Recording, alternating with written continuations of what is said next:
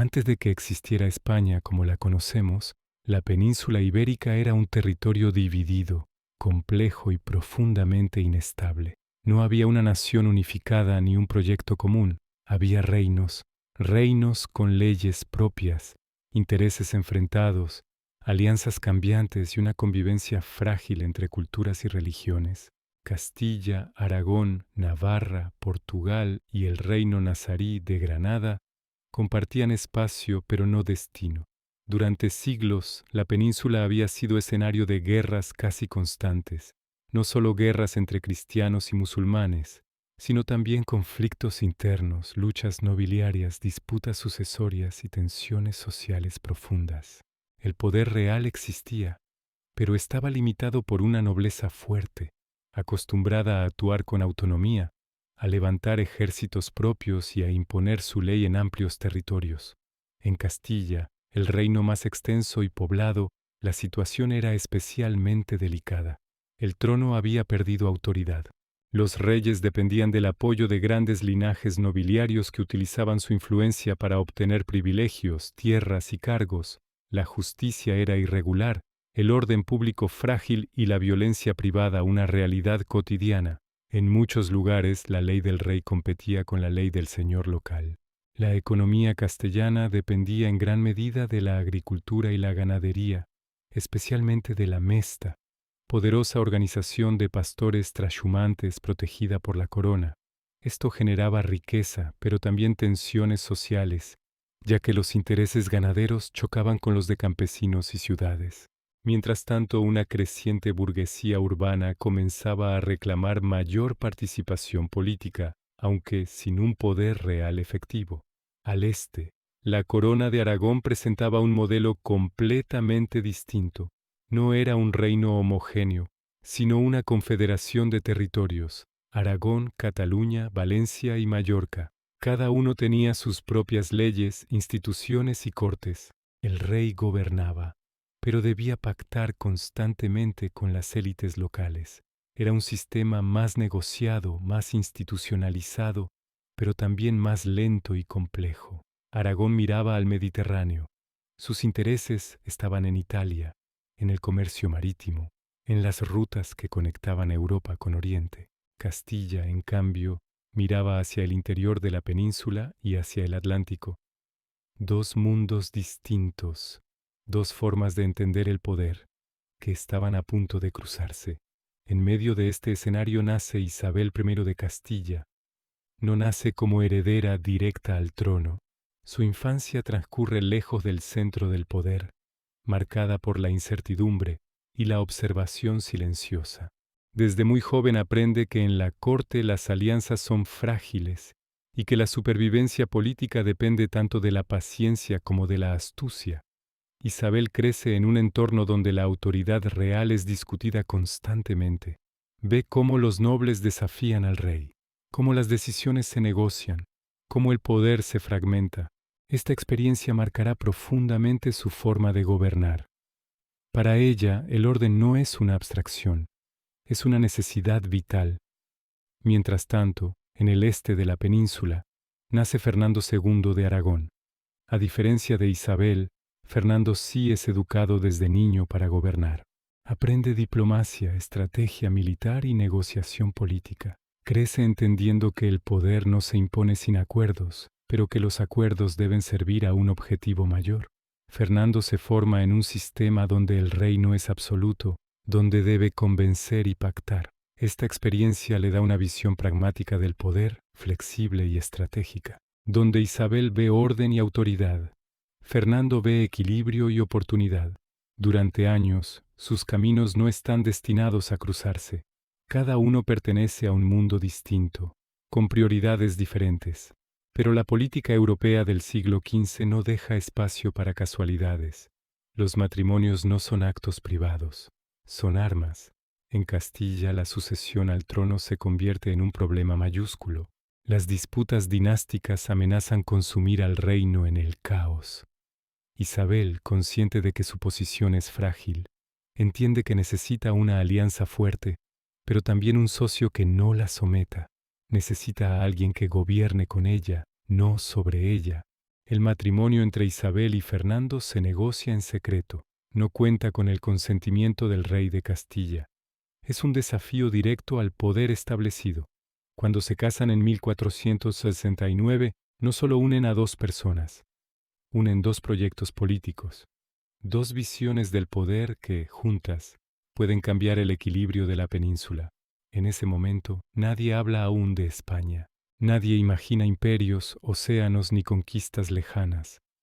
Pero en ese matrimonio hay algo nuevo, una idea silenciosa, todavía sin nombre, la posibilidad de un poder central fuerte, estable y con ambición de largo plazo.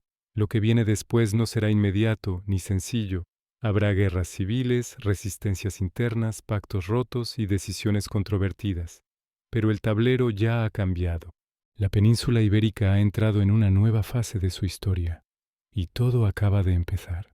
La muerte del rey Enrique IV de Castilla no trajo estabilidad, trajo incertidumbre, sospechas y una pregunta que dividiría al reino durante años. ¿Quién tenía derecho a gobernar Castilla? El problema no era solo sucesorio, era político, social y profundamente simbólico. Castilla llevaba décadas debilitada por un poder real frágil y una nobleza acostumbrada a decidir por sí misma. El trono era, más que nunca, un campo de batalla. Enrique IV había dejado una heredera, Juana, conocida por sus detractores como Juana la Beltraneja. Su legitimidad fue cuestionada desde el primer momento. No solo se dudaba de su derecho al trono, sino de su propia filiación. Los rumores sobre su nacimiento no eran casuales, eran armas políticas. Para una parte importante de la nobleza castellana, apoyar a Juana significaba mantener un sistema donde el rey dependía de ellos. Para otros, era la oportunidad de cambiar las reglas del juego. Frente a Juana se alzaba Isabel de Castilla. No era la opción más evidente ni la más poderosa al inicio, pero tenía algo decisivo, una imagen de firmeza, legitimidad moral y una alianza estratégica que empezaba a tomar forma. Isabel no se presentaba solo como heredera, sino como restauradora del orden perdido. Cuando Enrique IV muere en 1474, Isabel se mueve con rapidez. No espera consensos interminables ni pactos frágiles. Se proclama reina de Castilla en Segovia. Es un acto calculado. Isabel entiende que el poder, una vez vacante, debe ocuparse de inmediato. Cada día de duda es una invitación al caos. Pero esa proclamación no cierra el conflicto, lo abre. Castilla entra en una guerra civil. De un lado, los partidarios de Juana, apoyados por el rey de Portugal, que ve en la joven heredera una oportunidad para ampliar su influencia. Del otro, Isabel, respaldada por una parte creciente de la nobleza y sobre todo por una idea poderosa, la necesidad de un poder real fuerte. La guerra no es solo militar, es una lucha por el relato. Juana representa la continuidad de un sistema débil y manipulable. Isabel encarna la promesa de orden, autoridad y estabilidad. En un reino agotado por décadas de conflictos internos, ese mensaje empieza a calar. Durante esos años Isabel no gobierna sola. A su lado está Fernando II de Aragón. Su papel es clave, pero delicado. Fernando no es rey de Castilla por derecho propio. Su autoridad depende del reconocimiento de Isabel y del equilibrio político que ambos mantengan.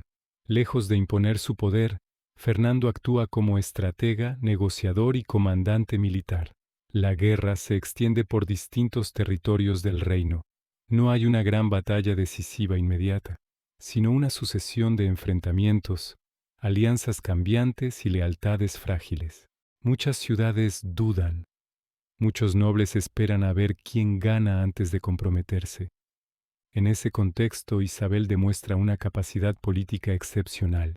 Concede, promete, pero no cede lo esencial. Su objetivo no es ganar aliados a cualquier precio, sino construir una autoridad duradera. La batalla de Toro en 1476 se convierte en un punto de inflexión. Militarmente el resultado es ambiguo. Políticamente es una victoria clara para Isabel. A partir de ese momento la percepción cambia. Cada vez más nobles y ciudades reconocen su autoridad. El apoyo a Juana comienza a erosionarse. Fernando juega un papel fundamental en este proceso. Su experiencia militar y diplomática permite consolidar la posición isabelina sin caer en excesos. No se trata de arrasar el reino, sino de pacificarlo. Cada victoria se acompaña de negociación. Cada derrota del bando rival se traduce en integración, no en destrucción total. Finalmente el conflicto se resuelve con el Tratado de Alcáchovas. Juana renuncia a sus derechos al trono de Castilla. Portugal acepta la victoria de Isabel a cambio de concesiones territoriales y comerciales. La guerra ha terminado. Isabel es, ahora sí, reina indiscutida de Castilla. Pero el verdadero desafío empieza en ese momento. Ganar el trono es solo el primer paso. Gobernar un reino fracturado, acostumbrado al desgobierno y a la autonomía nobiliaria, es una tarea mucho más compleja. Isabel lo sabe. No celebra la victoria como un fin, sino como un inicio. Su experiencia en la guerra civil le ha enseñado una lección fundamental. Un poder débil invita al conflicto. Un poder firme, en cambio, puede traer estabilidad. A partir de ahora, cada decisión estará orientada a evitar que Castilla vuelva a caer en el caos. Junto a Fernando, comienza a sentar las bases de un nuevo modelo de gobierno, uno donde el rey no es rehén de la nobleza, donde la justicia empieza a depender de la corona y donde el Estado deja de ser una idea abstracta para convertirse en una presencia real. La guerra civil ha terminado, pero el verdadero proyecto de los reyes católicos acaba de comenzar. Cuando la guerra civil termina y Isabel I de Castilla se consolida como reina, el verdadero desafío ya no es militar, es político. Castilla necesita orden, legitimidad y una autoridad que no dependa del miedo ni de pactos temporales.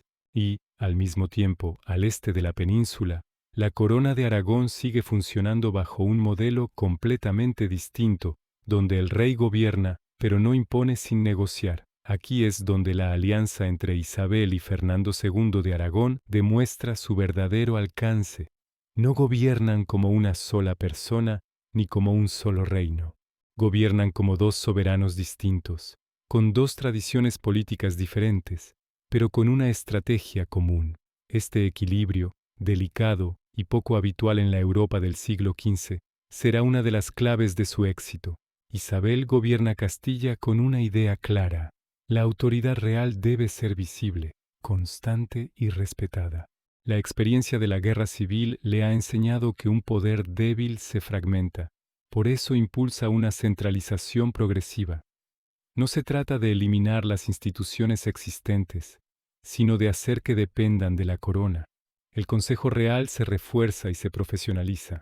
Juristas formados sustituyen poco a poco a nobles cuya lealtad depende de intereses familiares.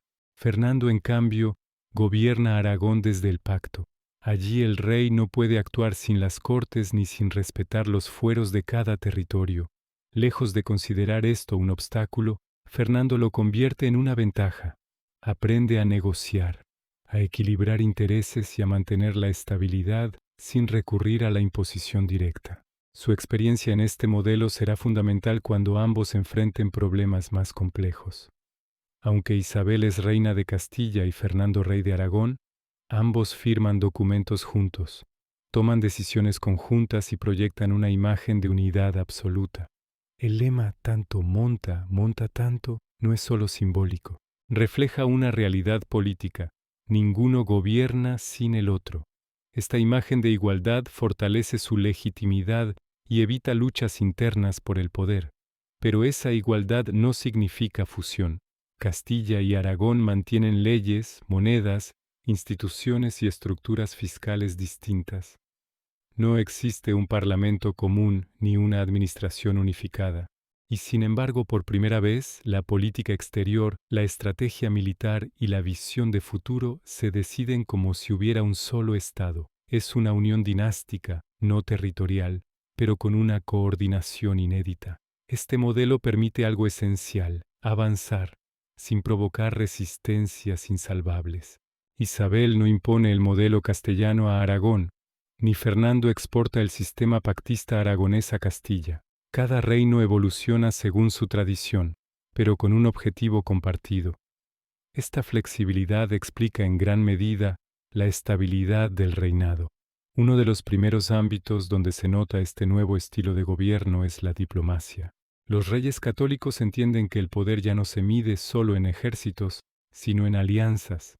Francia, Inglaterra, el Sacro Imperio y el Papado son piezas de un tablero complejo. Isabel y Fernando juegan con paciencia. Usan matrimonios, tratados y apoyos estratégicos para rodear a Francia y proteger sus intereses en Italia y el Mediterráneo.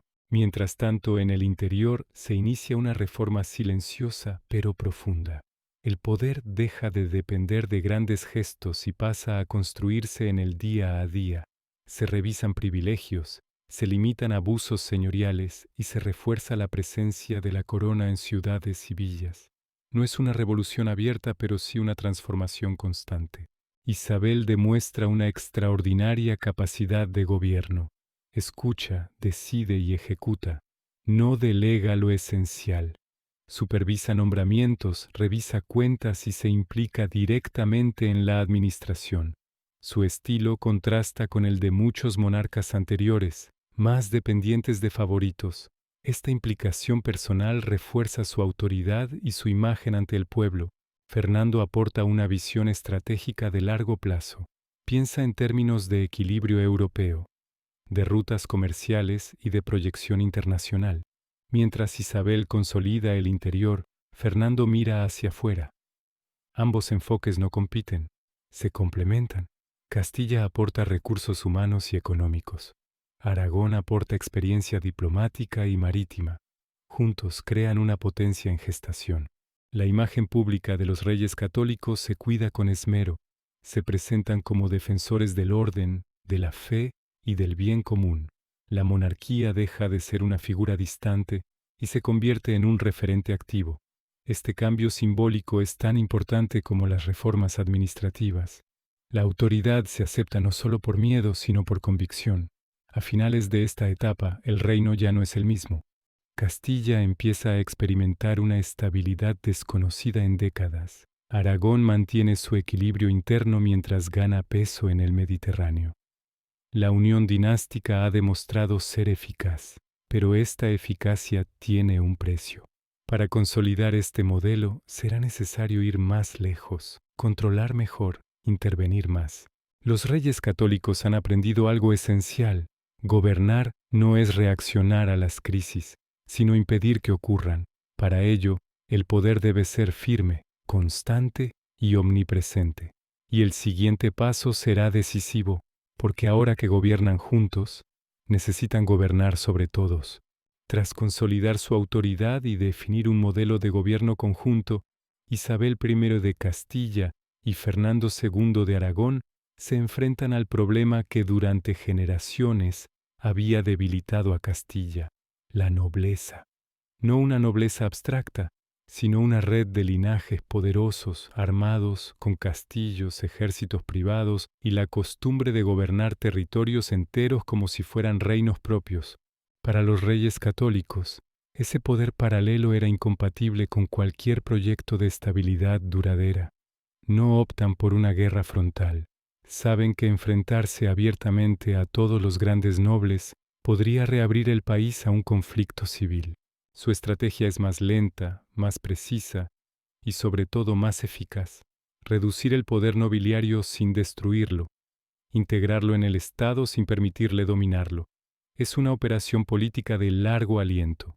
El primer frente es la justicia. Durante décadas, la aplicación de la ley había sido irregular, dependiente del señor local o de la fuerza disponible.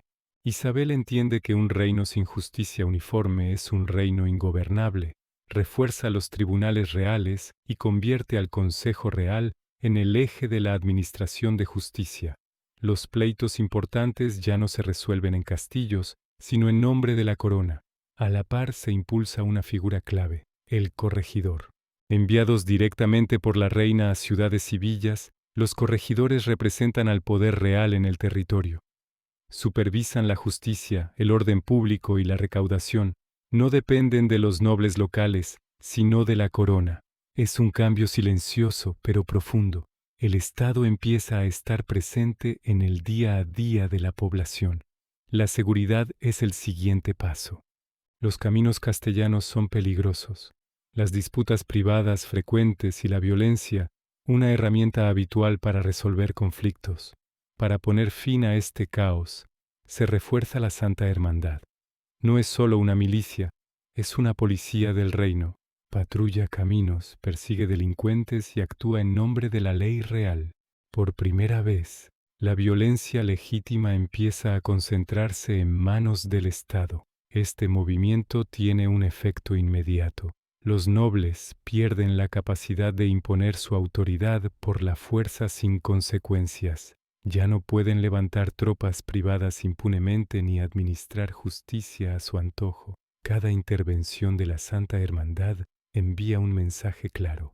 La ley ya no es negociable. Fernando, con su experiencia aragonesa, aporta una visión complementaria. Entiende que el poder no solo se impone, también se gestiona. Mientras Isabel refuerza el control directo en Castilla, Fernando trabaja para integrar a los nobles en el nuevo sistema. Se les mantiene su estatus, sus títulos y parte de sus rentas, pero se les exige lealtad y obediencia. A cambio, se les ofrece un lugar en la nueva estructura del poder.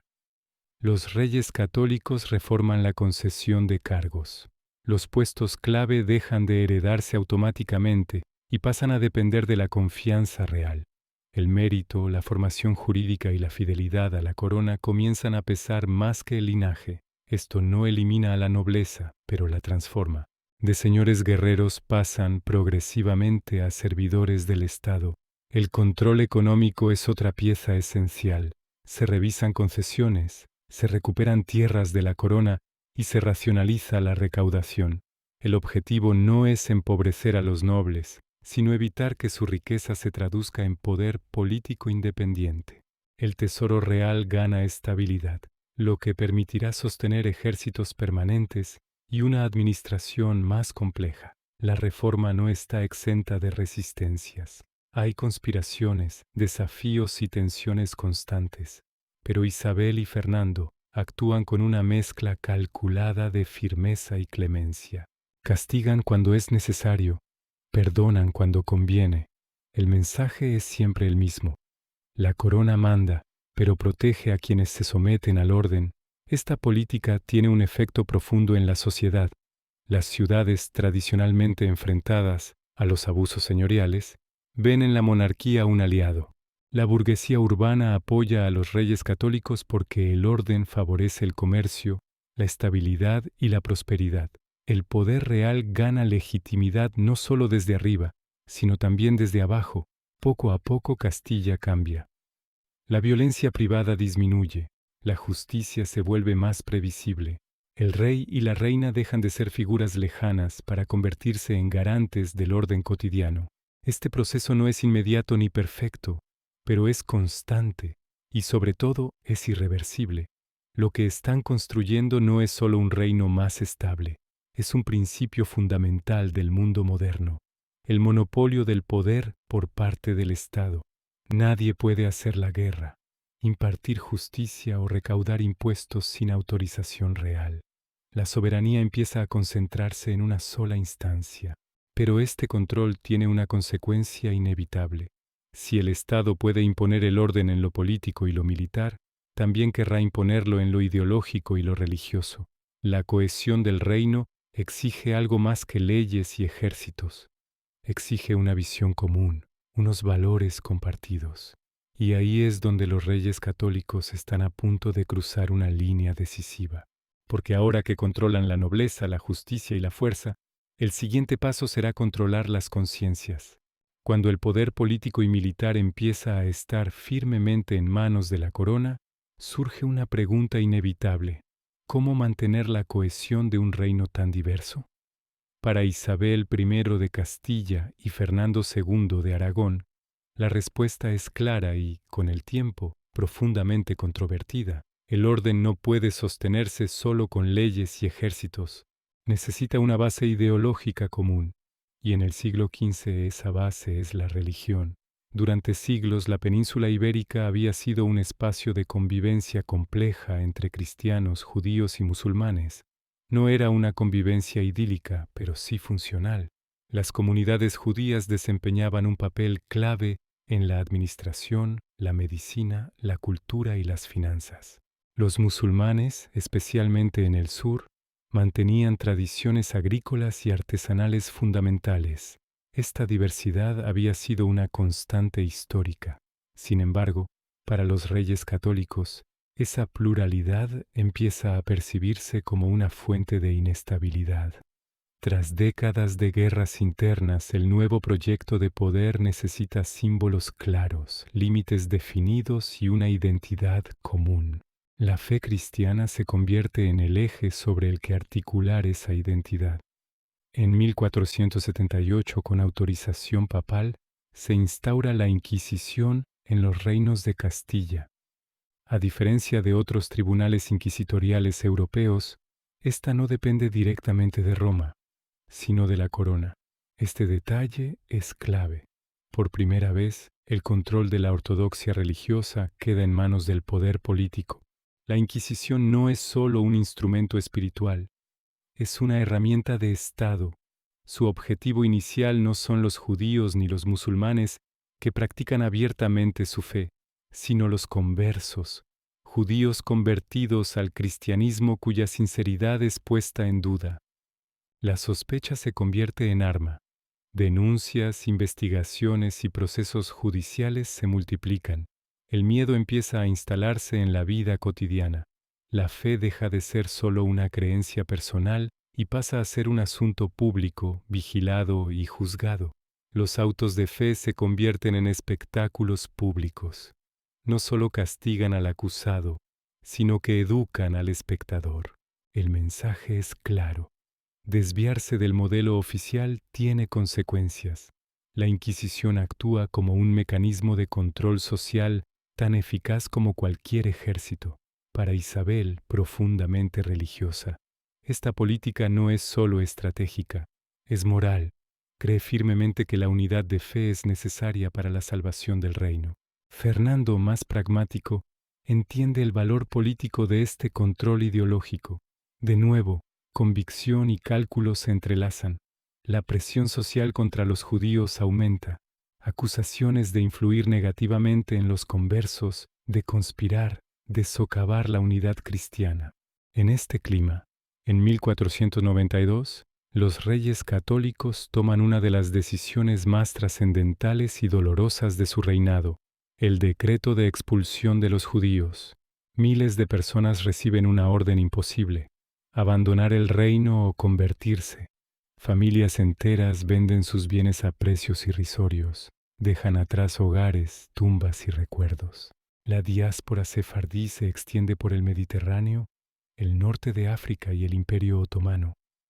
Castilla pierde una parte esencial de su tejido cultural, económico e intelectual. La expulsión no es solo un acto religioso, es una afirmación de poder. El Estado demuestra que puede decidir quién pertenece al reino y quién no. La identidad deja de ser múltiple y pasa a ser excluyente. Tras la caída de Granada en 1492, la presión se extiende a la población musulmana. Inicialmente se prometen respeto y tolerancia, pero con el tiempo, las conversiones forzadas y la vigilancia inquisitorial se intensifican. Los musulmanes convertidos, conocidos como moriscos, viven bajo sospecha constante. La uniformidad religiosa se impone como ideal, aunque la realidad sea mucho más compleja. Estas decisiones tienen consecuencias profundas. A corto plazo, refuerzan el control del Estado y la imagen de unidad. A largo plazo, generan tensiones, resentimientos y pérdidas irreparables. La diversidad que había caracterizado a la península durante siglos se reduce drásticamente. El reino se vuelve más homogéneo, pero también más rígido. La Inquisición continúa funcionando durante décadas, adaptándose a nuevos contextos y enemigos. Se convierte en una institución permanente, símbolo tanto del poder del Estado como de sus límites morales. Para los reyes católicos es una herramienta indispensable para mantener el orden. para la historia es uno de los aspectos más oscuros de su legado. Sin embargo, es imposible entender su reinado sin comprender esta dimensión. Isabel y Fernando no actúan movidos únicamente por intolerancia, actúan desde una lógica de poder propia de su tiempo, donde la diversidad se percibe como amenaza y la unidad como salvación. Al final de este proceso, el reino es más fuerte, más controlado y más cohesionado ideológicamente, pero también es más excluyente. El precio de la unidad ha sido alto y sus consecuencias se sentirán durante siglos, y mientras el interior del reino se redefine de forma radical, algo ocurre más allá de sus fronteras. Una decisión aparentemente secundaria, tomada casi al mismo tiempo que estas expulsiones, está a punto de cambiar no solo el destino de España, sino el del mundo entero, porque mientras se controla la fe dentro del reino, se abre una puerta hacia lo desconocido, al otro lado del océano. La guerra de Granada no comienza como una ofensiva fulminante, sino como una decisión estratégica de largo alcance. Para Isabel I de Castilla y Fernando II de Aragón, el reino nazarí de Granada no es solo un territorio pendiente de conquistar, es un símbolo. Mientras Granada exista como último enclave musulmán en la península, el proyecto de unidad quedará incompleto. Granada, además, no es un reino débil. Posee una economía sólida basada en la agricultura intensiva, el comercio y una compleja red diplomática. Su geografía montañosa y fortificada la convierte en un objetivo difícil. Durante siglos ha sobrevivido gracias a pactos, tributos y una hábil política de equilibrios. Subestimarla sería un error. Los reyes católicos no improvisan, preparan la campaña durante años, reorganizan el ejército, aseguran recursos financieros y consolidan el apoyo interno. La guerra de Granada será distinta a las anteriores guerras medievales. No se basará solo en caballería noble y asedios esporádicos. Será una guerra planificada, continua y sostenida en el tiempo. Cuando la ofensiva comienza, queda claro que el modelo militar ha cambiado. El ejército real combina tropas profesionales, artillería moderna y una cadena logística eficiente. Las campañas se suceden año tras año, avanzando de forma metódica. Cada ciudad conquistada no es saqueada sin control, sino incorporada al dominio real con administración y guarnición permanente. Isabel participa activamente en la guerra, no como figura decorativa, sino como símbolo político y logístico. Acompaña al ejército, supervisa suministros y mantiene la moral. Su presencia refuerza la idea de que la guerra no es una empresa privada de nobles, sino una causa del Estado. Fernando, por su parte, dirige la estrategia militar, coordina asedios, negocia rendiciones y aprovecha las divisiones internas del reino nazarí. Granada no cae solo por la fuerza externa, sino también por conflictos internos, luchas dinásticas y tensiones sociales que debilitan su resistencia. La guerra se convierte en una escuela de poder. El Estado demuestra su capacidad para sostener un conflicto prolongado sin colapsar. La nobleza participa, pero bajo mando real. Ya no combate por intereses propios, sino como parte de un ejército organizado. El monopolio de la guerra iniciado en Castilla se consolida definitivamente. El momento culminante llega en enero de 1492. Boabdil entrega las llaves de Granada. La imagen es poderosa y cuidadosamente construida. Los reyes católicos entran en la ciudad como vencedores, pero también como gobernantes. No presentan la victoria solo como un triunfo militar, sino como la culminación de una misión histórica. La toma de Granada marca el final de la Reconquista, un proceso iniciado siglos atrás. Pero más allá del simbolismo religioso, representa algo aún más profundo, la consolidación definitiva del poder real. Por primera vez, toda la península, salvo Portugal y Navarra, queda bajo dominio cristiano. Las capitulaciones firmadas con Granada prometen respeto a la religión, las costumbres y las propiedades de la población musulmana. En ese momento la política oficial es de tolerancia. Isabel y Fernando entienden que una transición pacífica es más eficaz que una imposición inmediata. Al menos así se presenta. La Alhambra se convierte en residencia real, no se destruye. Se conserva como símbolo de continuidad y de triunfo. El mensaje es claro.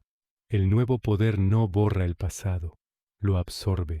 Granada pasa a ser parte del reino, no una tierra conquistada sin identidad. Pero esta victoria tiene un impacto que va más allá de la península. Europa observa. La caída de Granada refuerza la imagen de los reyes católicos como defensores de la cristiandad. Su prestigio crece. El papado los reconoce como potencia clave. El título de católicos no es solo honorífico, es político. La guerra de Granada también libera recursos, energías y ambiciones. Una vez concluido el conflicto interno más largo, el reino puede mirar hacia afuera. El ejército, la administración y la logística ya están preparados para empresas mayores. El Estado ha demostrado que puede conquistar, integrar y gobernar. Pero la victoria encierra una paradoja. Al mismo tiempo que se celebra el triunfo, se refuerza la idea de uniformidad. La tolerancia prometida pronto será cuestionada. La presión religiosa aumentará. Granada será el laboratorio donde se ensayen nuevas políticas de control ideológico. 1492 se convierte así en un año bisagra, fin de una era y comienzo de otra. Mientras una guerra histórica llega a su conclusión, una decisión aparentemente secundaria está a punto de abrir un horizonte completamente nuevo. Porque mientras cae el último reino musulmán de la península, un viaje se prepara hacia tierras que nadie imagina. Mientras la victoria en Granada todavía resuena en toda la península, los reyes católicos se enfrentan a una decisión que, en apariencia, no guarda relación directa con la guerra recién concluida. No hay ejércitos, no hay castillos ni enemigos visibles, solo un hombre, un proyecto incierto y un océano desconocido, pero esa decisión cambiará el curso de la historia para siempre. Ese hombre es Cristóbal Colón. No es un noble ni un gran estratega militar. Es un marino con una idea obsesiva, llegar a Asia navegando hacia el oeste. Durante años Colón recorre cortes europeas buscando apoyo. Es rechazado, ridiculizado, ignorado. Su proyecto parece arriesgado, caro y para muchos absurdo. Cuando llega a la corte de Isabel I de Castilla y Fernando II de Aragón, la respuesta inicial no es distinta. El plan se estudia, se discute y se archiva. Los reyes católicos tienen prioridades más urgentes: una guerra larga y costosa en Granada, la reorganización interna del reino y la consolidación del poder. El océano puede esperar, pero el contexto cambia. Con Granada conquistada y el reino más estable que nunca, la mirada de la corona se dirige hacia el exterior. Portugal lleva décadas explorando la costa africana y controlando rutas comerciales clave. Castilla corre el riesgo de quedarse atrás en la carrera por el comercio global.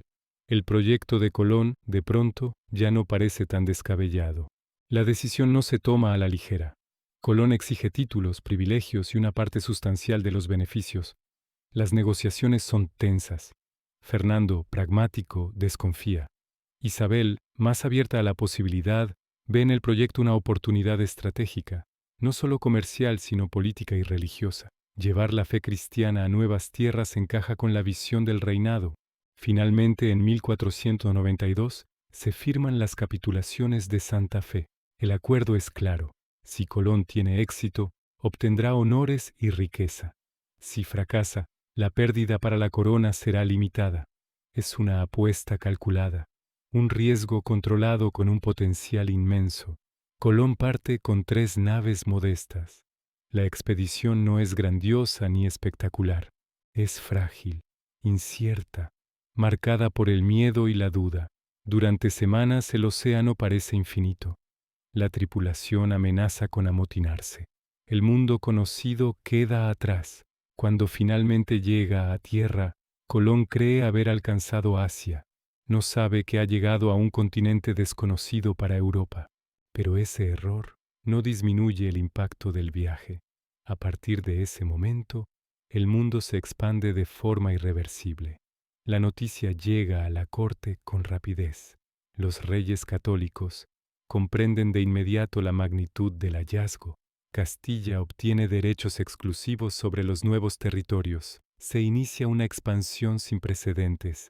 Lo que comenzó como una expedición experimental se convierte en un proyecto imperial. Isabel muestra una preocupación particular por el estatus de los habitantes de las nuevas tierras. Ordena que sean considerados súbditos de la corona, no esclavos. Esta decisión, avanzada para su tiempo, choca con la realidad de la conquista posterior, marcada por abusos y violencia. La distancia entre la norma y la práctica será una constante en la expansión americana. La llegada a América transforma la economía, la política y la mentalidad europea. Metales preciosos, nuevas rutas comerciales y territorios inmensos colocan a la monarquía hispánica en el centro del nuevo orden mundial. Castilla, hasta entonces un reino europeo más, se convierte en una potencia global. Pero este nuevo mundo también trae desafíos. Gobernar territorios tan vastos requiere nuevas instituciones, nuevas leyes y una administración más compleja. Los reyes católicos comienzan a sentar las bases de ese sistema, creando órganos de gobierno y regulaciones que intentan controlar la expansión. La empresa americana refuerza la autoridad de la corona frente a la nobleza. Las nuevas riquezas no dependen de linajes antiguos, sino del favor real. El poder se centraliza aún más. El Estado se fortalece. Al mismo tiempo, el descubrimiento de América altera la visión del mundo. Mapas, creencias y certezas se tambalean. Europa entra en una nueva era, y España está en el centro de ese cambio. Los reyes católicos no viven para ver todas las consecuencias de su decisión, pero su apuesta marca el inicio de una transformación global que durará siglos. América no es solo un territorio conquistado, es el nacimiento de un imperio. Y mientras ese imperio comienza a tomar forma, el reinado de Isabel llega a su fin. Su muerte marcará el cierre de una etapa y el comienzo de otra aún mayor, porque lo que Isabel y Fernando han construido no termina con ellos. Se proyecta hacia un futuro que ninguno de los dos pudo imaginar. La muerte de Isabel I de Castilla en 1504 no fue solo la desaparición de una reina, fue el final de una forma de gobernar. Durante 3 décadas Isabel había sido el centro moral, político y simbólico del reino de Castilla. Su autoridad no se sostenía únicamente en la ley, sino en una presencia constante, en una implicación directa en los asuntos del gobierno y en una convicción profunda de que su reinado tenía una misión histórica. Cuando muere, deja un reino transformado. Castilla ya no es el territorio fragmentado que heredó. Es un Estado con administración, justicia centralizada, ejército organizado y proyección internacional. Pero también deja un problema abierto, la sucesión. Su heredera, Juana, conocida como Juana la Loca, no está en condiciones de gobernar de forma estable. El poder vuelve a situarse en una zona de incertidumbre. Es entonces cuando Fernando II de Aragón asume un papel decisivo. Viudo, envejecido y consciente de que su tiempo se agota, Fernando gobierna en solitario en Castilla como regente. Su objetivo ya no es construir, sino mantener. Mantener la estabilidad, el orden y sobre todo la continuidad del proyecto que había levantado junto a Isabel. Fernando demuestra en estos años una enorme habilidad política. Evita el colapso interno, contiene las ambiciones de la nobleza y asegura que la corona no pierda el control. Su experiencia y pragmatismo permiten que el Estado sobreviva a la ausencia de su figura más carismática. No hay grandes reformas, pero sí una firme defensa de lo ya construido. Al mismo tiempo, Fernando mira hacia el futuro. Sabe que el proyecto de los reyes católicos no puede terminar con él. La herencia debe consolidarse en una nueva generación. Ese futuro tiene nombre propio: Carlos I de España. Carlos hereda un conjunto de territorios sin precedentes. Castilla con América, Aragón con sus dominios mediterráneos, los Países Bajos, Austria y poco después el título imperial. Lo que Isabel y Fernando construyeron como una monarquía fuerte se convierte en manos de Carlos en un imperio donde nunca se pone el sol. Pero ese imperio no surge de la nada. Se apoya en las bases creadas por los reyes católicos: la centralización del poder, la subordinación de la nobleza, la administración profesional, la alianza entre corona y fe, y una política exterior ambiciosa. Sin ese trabajo previo, la herencia de Carlos habría sido ingobernable.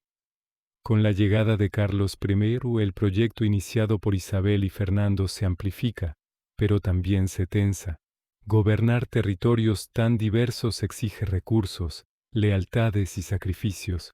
Los conflictos internos, como las comunidades de Castilla, revelan que el equilibrio construido es fuerte, pero no indestructible.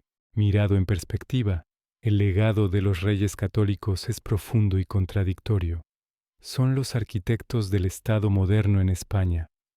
Transformaron una península fragmentada en una potencia europea y sentaron las bases del primer imperio global de la Edad Moderna.